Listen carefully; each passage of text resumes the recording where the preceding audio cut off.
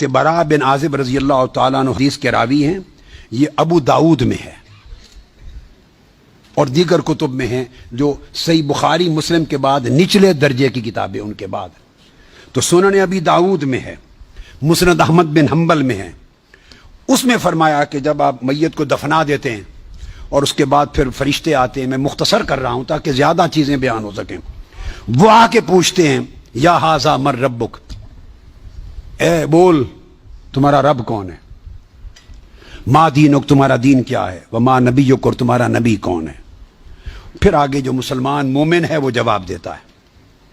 یہ حدیث برا بن عازب راوی ہیں اور دیگر کتب سے ہے، مگر میں آپ کو بتا رہا ہوں نہ بخاری میں نہ مسلم میں، ان سے نچلے درجے کی کتب حدیث صحاح میں اور دیگر کتب میں ہیں۔ سمجھ گئے بات؟ اس کا حوالہ دے دیا میں نے آپ کو۔ اب آپ آ جائیے بخاری اور مسلم کیا کہتی ہے۔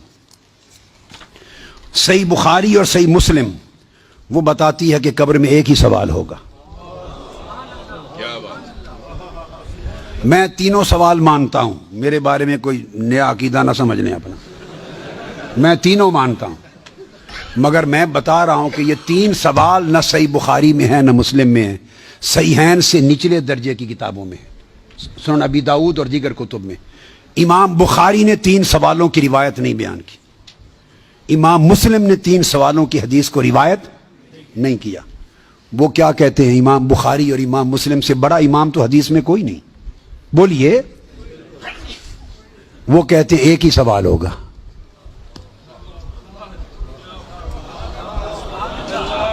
اب ٹکراؤ آ گیا بخاری اور مسلم کی صحیحین کی روایت میں اور نچلے درجے کی کتب صحاح کی روایت میں ٹکراؤ آ گیا، مگر ٹکراؤ نہیں، پھر تطبیق کریں گے، جوڑیں گے معنی کو۔ بخاری اور مسلم کہتے ہیں کہ تین سوال کا ذکر کوئی نہیں ان کی روایت میں، ایک ہی سوال ہوگا۔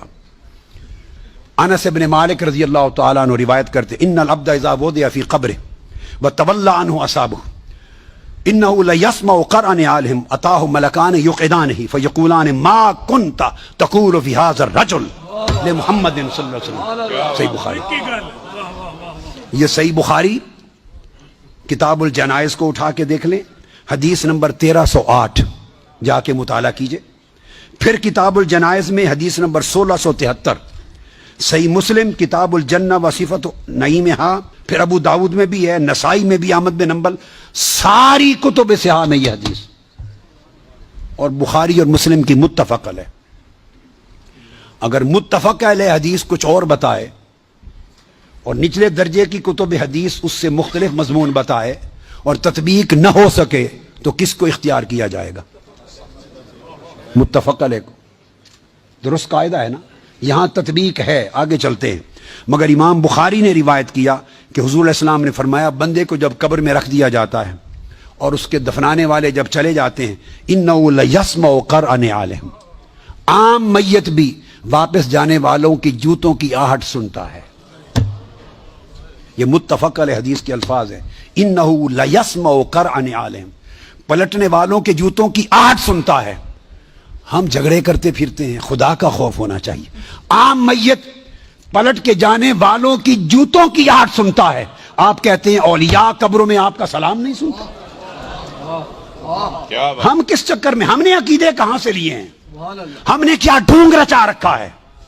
آقا فرماتے ہیں عام میت سنتا ہے قبر میں لیٹا ہوا جوتوں کی آہٹ۔ اگر ہم سمجھیں کہ اولیاء اور صلحاء جو عام میت سے اونچے درجے وہ قبر پہ آنے والوں کو نہیں سنتے، یہ عقیدہ کہاں سے آ گیا؟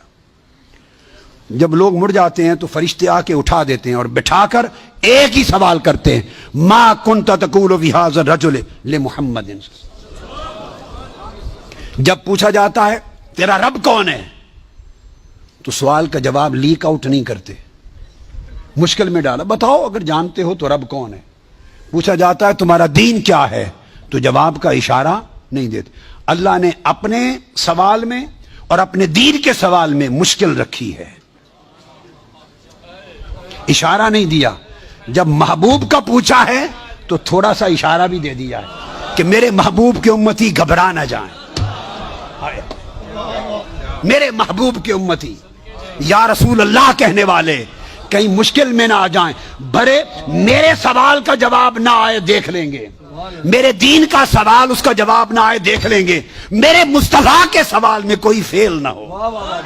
آسانی کی۔ فرمایا اس ہستی کے بارے میں تو کیا کہا کرتا تھا؟ ساتھ ہی فرشتے بولتے ہیں لے محمد، ان کا نام محمد ہے۔ ہائے ہائے، پرچہ بھی دے دیا، کویسچن پیپر بھی دے دیا، جواب لیک آؤٹ بھی کر دیا، آسانی پیدا کر دی۔ اس ہستی کا نام محمد ہے۔ ایک ہی سوال